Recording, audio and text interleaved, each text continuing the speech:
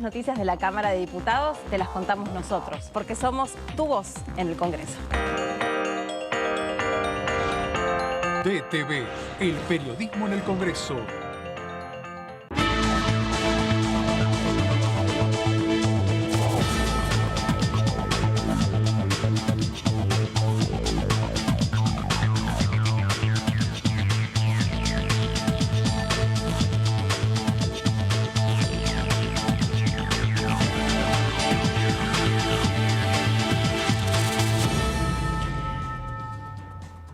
Hola, buenas tardes, ¿cómo les va? Esta es la segunda edición de DTV, estamos en vivo ya todo el equipo desde temprano, preparándonos para lo que va a ser una sesión de presupuesto y hacienda, tal vez la última, pero iba a tener dictamen. Hoy va a ser el debate o el intercambio entre los diputados y las diputadas. ¿Cómo les va? ¿Cómo andan? ¿Cómo te va, Meli? Buenas tardes. Buenas tardes. Buenas tardes, Meli. Posiblemente la última, decís vos, sí, jugándote un poquito a que se agote hoy el debate, teniendo en cuenta que la semana pasada también se invirtieron algunas opiniones los diputados después de que estuvieran los funcionarios, así que si no es hoy será mañana, pero muchos dicen que no se llega al jueves en esta ronda de exposiciones de los diputados y que ya mañana se estaría llegando al dictamen, pero la oposición insiste con que al plenario se va la semana que viene. Ahora, no está convocada ni siquiera para mañana, pero claro, bueno, está se va viendo previsto que mañana sea convocada, o por lo menos se supone que hoy no se agotaría el debate, pero para el jueves no está convocada tampoco, claro. Y uno imagina que tampoco tendría mucho sentido extender un debate que ahora es solamente entre diputados, teniendo en cuenta que lo que se está debatiendo, Meli, es los artículos del presupuesto. Hay una decisión de ya varios bloques de acompañar en general, no de todos, pero una discusión del articulado e inclusive se puede terminar de saldar en recinto, no sería tan grave, ¿no? Sí. Claro. Esta sería la segunda jornada de debate de diputados. Hay que ver, cuál es la fecha donde se dictamina. Claro. Dicen que mañana va a haber una reunión también de Sergio Massa en el Senado sobre el presupuesto, para también recibir algunos reclamos, planteos, para también llegar con algunas modificaciones que tengan consenso o que incluya algunos pedidos de senadores y senadoras. Bueno, ahí estamos viendo el anexo C, donde va a transcurrir gran parte de esta discusión esta tarde, en un ratito nada más, encabezado por Carlos Heller, el titular de la Comisión de Presupuesto y Hacienda, con la participación de muchos diputados y diputadas que no pertenecen a la comisión, pero que obviamente quieren seguir de cerca este debate, quieren que se terminen de garantizar algunas cuestiones vinculadas a las inquietudes que hay de los puntos más cuestionables. Inflación es uno de ellos, hay una gran duda sobre qué inflación va a ser la proyectada. Ya la veo ahí a Lu también, Lu Fernández, que desde una de las cámaras de arriba la estamos tomando, así que Lu, vos no nos ves, pero nosotros a vos sí. En un ratito ya vamos a establecer contacto con vos para que nos cuentes cómo se está preparando todo ahí. Y ayer decíamos, pareciera ser que la voluntad es de que se apruebe el presupuesto, hay una gran necesidad que así sea, pero hay que ver qué espacio real, concreto hay para hacerle lugar a las modificaciones, ¿no? Sí, hay predisposición, por lo menos por parte del equipo de Sergio Massa, de tratar de incluir y contemplar. De todas maneras, el presidente de la comisión, Carlos Heller, en la comisión, la primer comisión de debate de diputados, dijo, bueno, todos los pedidos que se plantean son atendibles, pero tengan en cuenta que algunos pueden ser contradictorios entre sí. Si incluimos todos, pueden llegar a ser contradictorios. Así que están llevando adelante un trabajo para ver qué es lo que pueden compatibilizar de los distintos pedidos, sobre todo Juntos por el Cambio. El último jueves, Juntos por el Cambio, le hubo una gran cantidad de pedidos diferentes entre los bloques. No se notó una uniformidad de todo el frente opositor respecto a las prioridades que quiere modificar. De unas cosas dijeron los diputados de la UCR, otras lo del PRO. La coalición cívica no habló. Ayer Elisa Carrillo hizo algunas declaraciones explosivas sobre el presupuesto. Sí. Bueno, no habló, pero habló de la separata en lo que tiene que ver con la Comisión de Tierra del Fuego, y ya se abrió una nueva interna en Juntos por el Cambio. Sí, ayer en una entrevista. No aprobarlo. Claro. Aún cuando el año pasado el entonces jefe de la coalición cívica, López, dijo en el recinto: es un error no aprobar el presupuesto. Pero me parece que la discusión hoy por hoy es por los artículos. Veremos qué respuesta trae del Ejecutivo Germán Martínez respecto a los pedidos de Juntos por el Cambio, y después están los pedidos del oficialismo, ya sea de sectores de movimientos sociales, de gobernadores que tienen su anclaje acá y en el Senado. Vamos a ver cómo se resuelve todo. Bueno, vamos a contactar con Lu, que está ahí en la previa de esta comisión.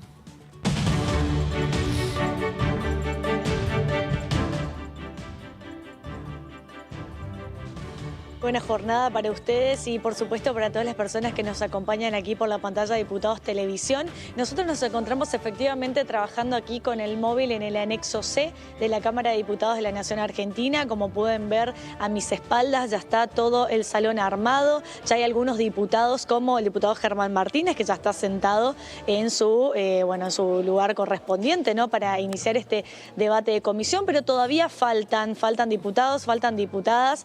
Hay muy poco movimiento por el momento, si bien la comisión se preveía que iba a empezar a la 1, a las 13 horas. Esto siempre pasa que por lo general se demora unos 30, 40 minutos más, pero bueno, ya en estos últimos minutos empezó a haber como más movimiento de gente, más movimientos de diputados, de asesores que también suelen acompañar a los diputados y estar presente aquí en los tratamientos, ¿no?, en los debates de las comisiones. Y recordemos lo que se va a tratar hoy aquí, que es el presupuesto para el ejercicio financiero del año 2023.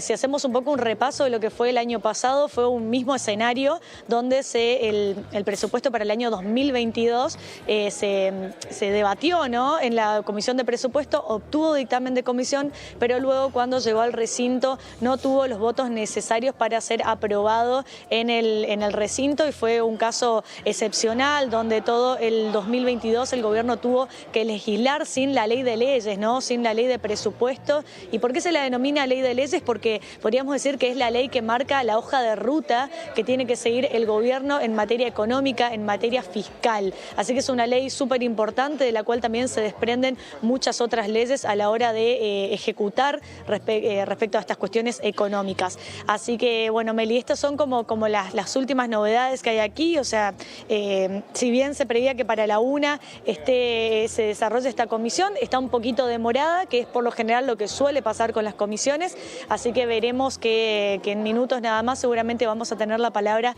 de algún diputado, alguna diputada nacional que va a poder compartir con nosotros cuál es la expectativa de este tratamiento en comisión, porque hay algunos que dicen de que esta comisión podría tener dictamen hoy, pero también hay fuertes rumores y fuertes versiones de que esta comisión se podría extender hasta mañana, incluso hasta pasado mañana, a través de cuartos intermedios, si no se logran los consensos y los acuerdos necesarios para obtener el dictamen de comisión, ¿no?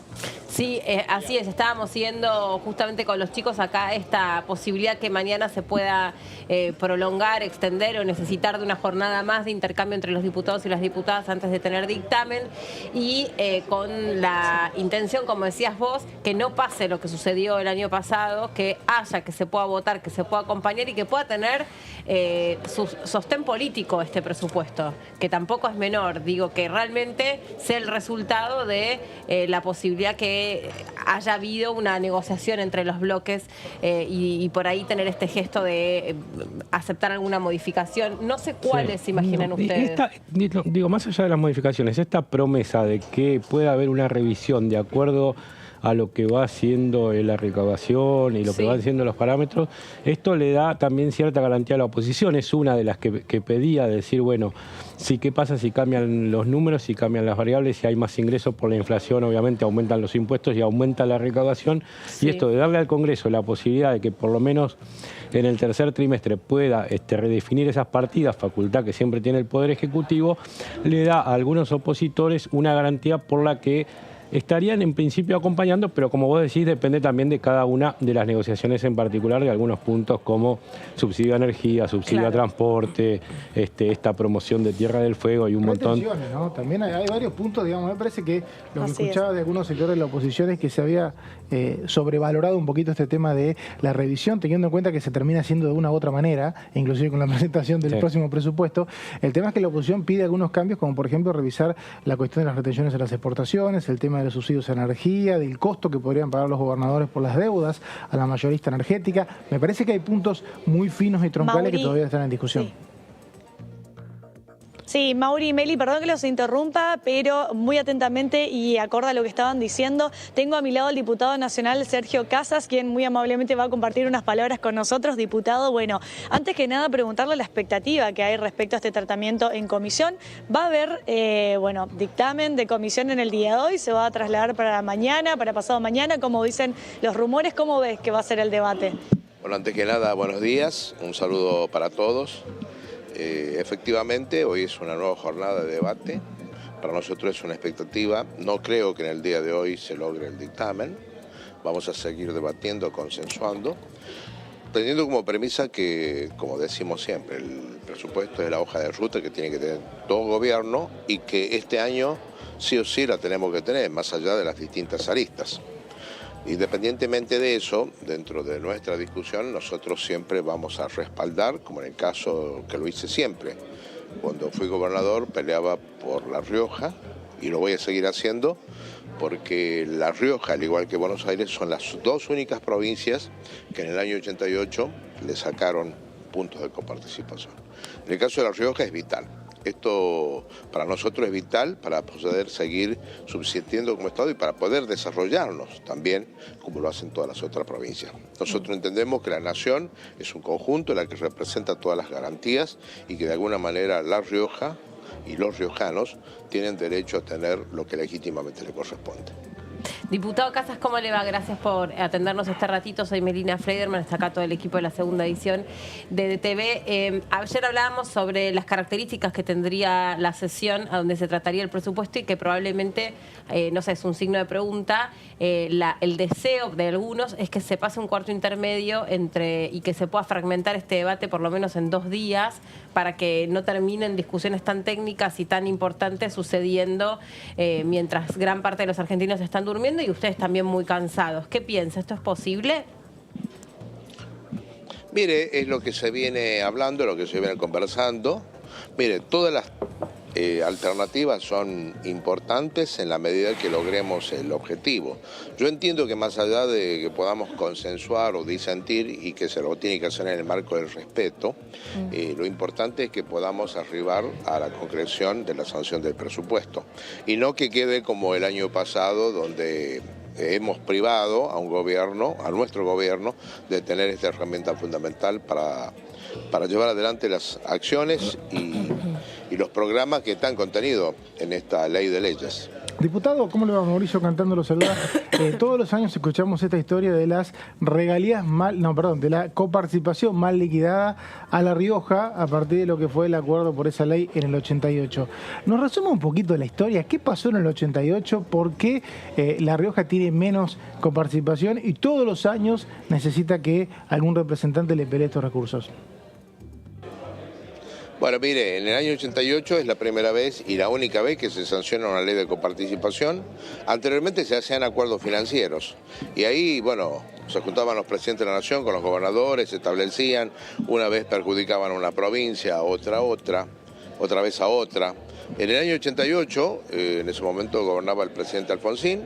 Había en ese momento 2 precandidatos del justicialismo, que era por un lado Antonio Cafiero por Buenos Aires y Carlos Menem por La Rioja, y que vaya la casualidad, son las 2 únicas provincias que fueron perjudicadas en el reparto en esta ley. Y bueno, a partir de ahí fue un eterno peregrinar para La Rioja. Yo voy a hablar de La Rioja.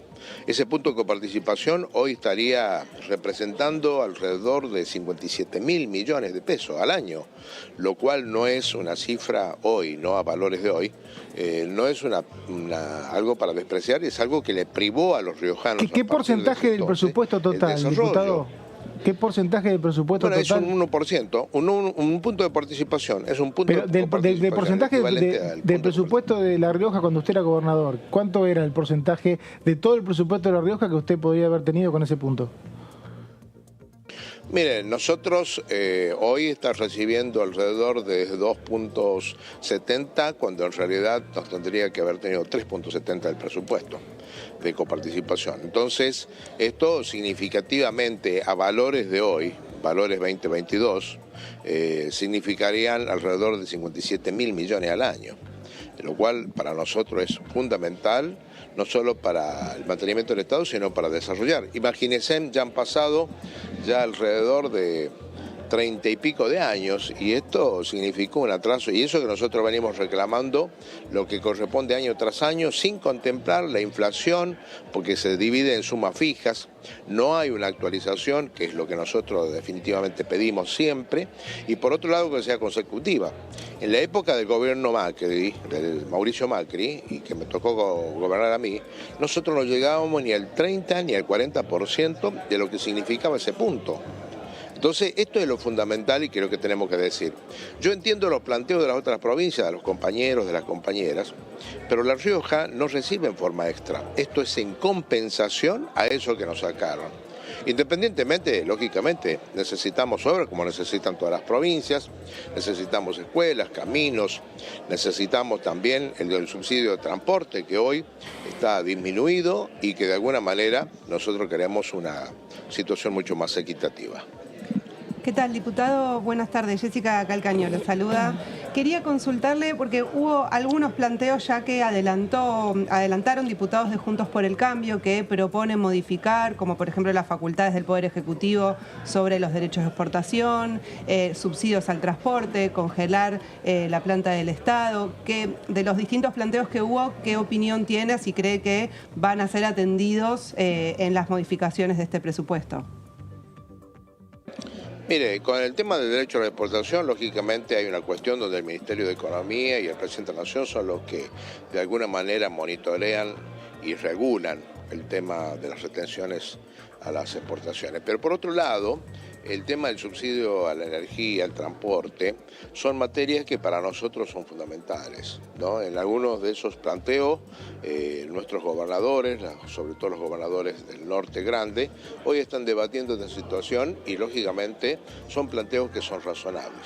No es lo mismo, como digo yo, siempre vivir a 200, 300 kilómetros del puerto de Buenos Aires que vivir a más de 1.200 kilómetros. Y eso lo tenemos que entender que es la esencia del país federal. No solo queda lindo hablar del federalismo en los discursos, hay que llevarlos a la práctica y de alguna manera hacernos sentir a todos que somos argentinas y argentinos como todos, tanto los que viven en Ushuaia como los que viven en La Quiaca o como los que viven en el centro. Esto lo decimos con mucho respeto, con el sentido de que de alguna manera alguna vez construyamos una identidad argentina que nos haga sentir orgullosos a todos, de decir somos hermanos y hermanas argentinas. Sí, diputado Leonardo Fredes lo saluda.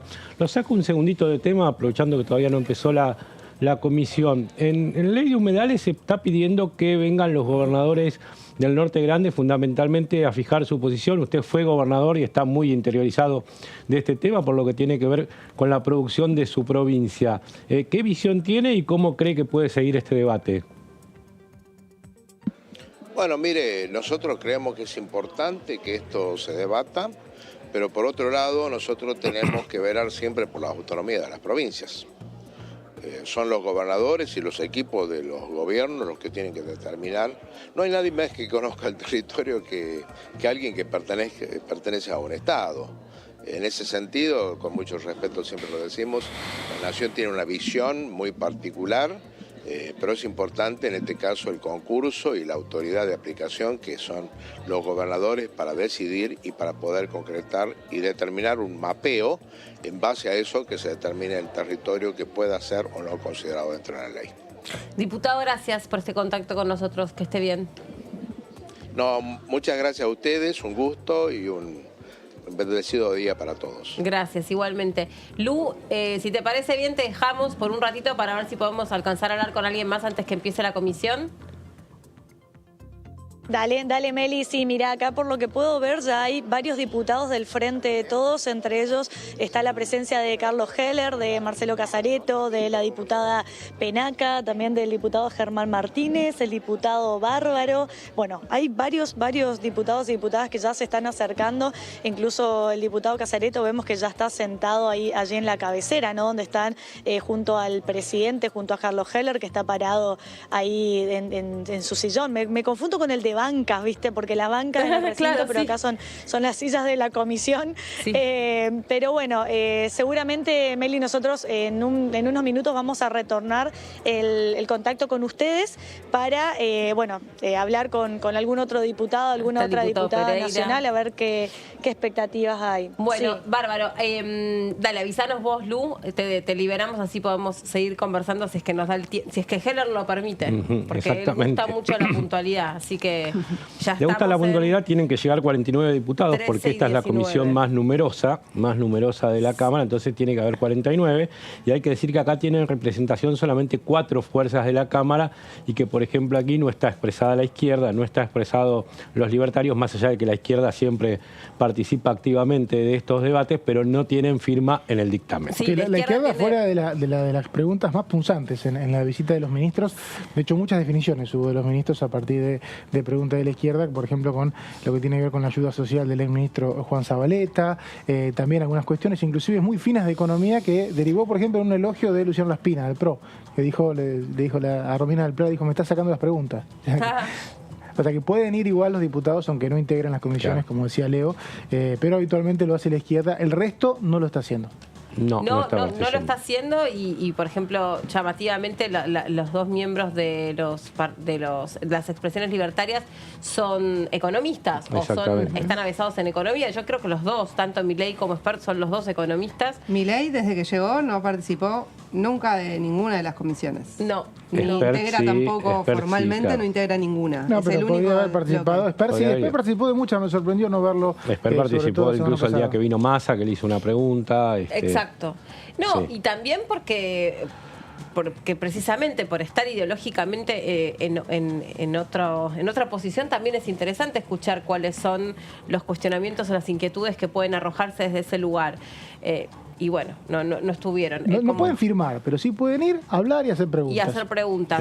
Sí. Y también justamente la manera en la que se presentó este presupuesto, tanto la forma más pedagógica de Sergio Massa, sin respaldo de filminas o de cuadros técnicos, hizo que la gran mayoría de los que querían estar presentes en esa recepción del presupuesto o en esa presentación del presupuesto pudieran entender, ¿no? Pudieran como bajarse al llano información que a veces es muy compleja, la es ni que hablar para los periodistas cuando no somos especializados en la materia, porque se habla de muchas cosas, de asignaciones de partidas, pero también fue, para mi gusto, muy interesante entender después, cuando cada ministerio recibe una partida presupuestaria o se le asigna una partida presupuestaria, para qué programas y cuáles son las expectativas de esos programas, ¿no? Porque eso también es la otra. Es porque una típica discusión todos los años es porque, no sé, educación recibía tanto y ahora va a recibir tanto, entonces bajó. No sé específicamente, estoy poniendo un ejemplo, sí. no sé si específicamente bajó, subió, no lo sé. Pero el tema es, bueno, ¿está puesto este dinero acá o está asignado acá para desarrollar qué programa, qué va a buscar este año o el próximo, mejor dicho, tal o cual cartera? Y esta discusión de este presupuesto que tuvo esta particularidad donde la gran mayoría de ministros y de representantes de empresas públicas pudieron venir a exponer, también estuvo atravesada por la renuncia de ministros muy importantes. Sí, Exactamente, el ministro luego de de- un par de días de haber estado defendiendo el presupuesto acá en la Cámara Vinieron, de Diputados. hablaron, renunciaron. Moroni de Trabajo, Juanchi Zabaleta Juanchi Zabaleta de Desarrollo Social, sí, y exactamente. Elizabeth Gómez Alcorta de... Que no vino igual. No que vino. tampoco, Claro. tampoco alcanzó a Pero- venir.